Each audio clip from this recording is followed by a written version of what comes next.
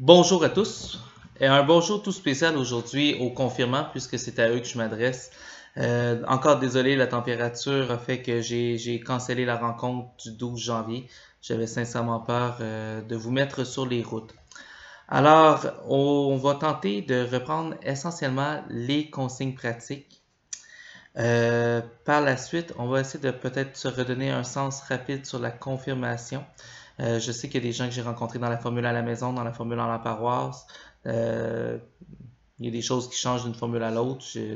J'espère ne pas trop me répéter. Et dans un dernier temps, je vais faire un bref survol des dons de l'Esprit Saint. Je sais que je l'ai vu avec les gens dans la formule en paroisse. Alors, vous pourrez gentiment me raccrocher rendu là, mais ce serait une information qui me semblera pertinente pour les gens de la formule à la maison. Alors, sans plus attendre, les consignes pratiques. On commence par l'horaire, je pense que c'est le plus important. Notre célébration de février va commencer à 10h30, samedi 8 février 10h30. C'est important pour nous que vous arriviez avec une demi-heure d'avance. L'idée, c'est que vous puissiez réserver vos bancs le plus tôt possible.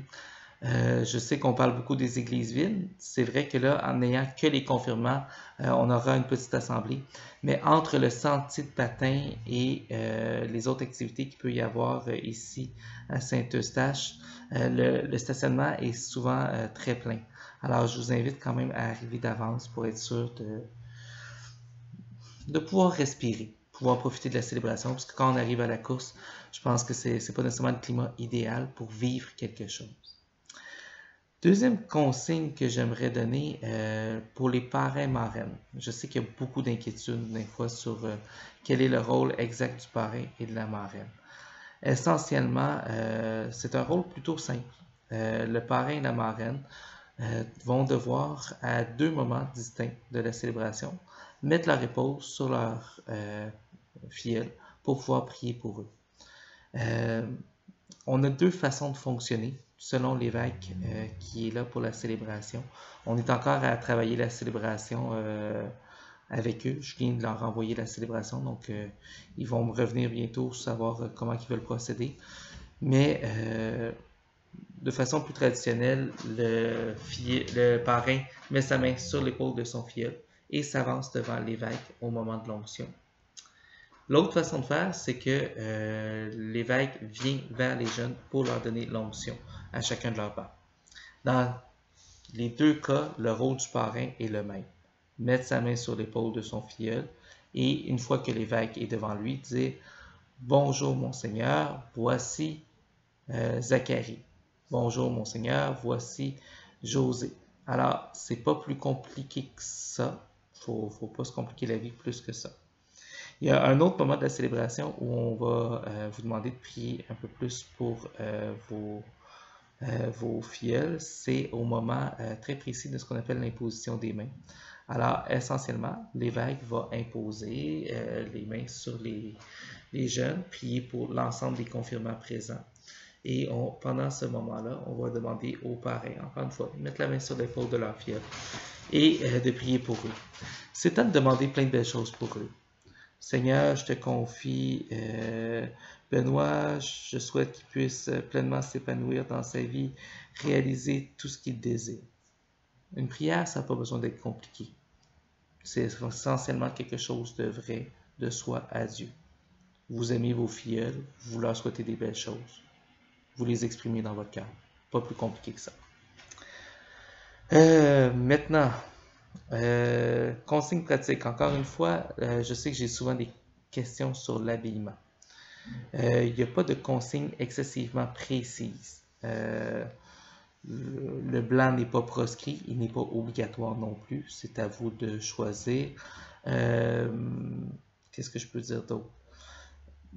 La consigne que je donnais toujours aux gens, c'était de penser à une visite chez grand-maman. C'est peut-être pas le temps de porter un chandail DC, mais en même temps, le veston et la cravate ne sont peut-être pas obligatoires non plus. Je dirais, l'idée, c'est que chacun devrait essayer de faire un effort. Qu'est-ce que veut dire faire un effort pour vous? Je ne sais pas. Ben, ça dépend toujours de chacun. Au bureau, règle générale, je suis en veston, donc euh, c'est pas difficile pour moi d'être en veston. Quelqu'un qui est toujours en jeans, ben déjà là, d'être en pantalon de ville, ça va déjà être un effort. Donc, à chacun de voir qu'est-ce que ça peut signifier. L'idée derrière ça, c'est d'essayer de marquer l'événement. Euh, on va marquer l'événement par la fête qui peut suivre, mais on va essayer de marquer l'événement aussi par notre habillement, par des choses comme ça.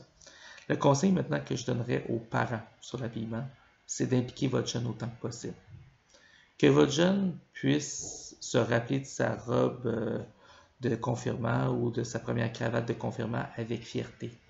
Si vous l'avez faite à sa place, lui avez imposé, des fois ça peut... Je jase souvent des parents, surtout dans la méthode à la maison, des souvenirs de confirmation des parents. Et souvent, ça peut finalement être resté comme un souvenir négatif. Donc, impliquez votre jeune et ayez pas peur de choisir quelque chose que votre jeune va pouvoir reporter par la suite en se rappelant que c'était sa robe, son veston, sa cravate de confirmation. C'est bon? Finalement, euh, dernière consigne. Est-ce que j'ai une dernière consigne? Finalement, je vais oser faire une autre vidéo pour les dons de l'Esprit Saint. Comme ça permet déjà aux gens de la formule en paroisse au lieu de me raccrocher, de couper là. Alors, sur ça, je vous souhaite une belle journée. Au plaisir de se retrouver le 8 février.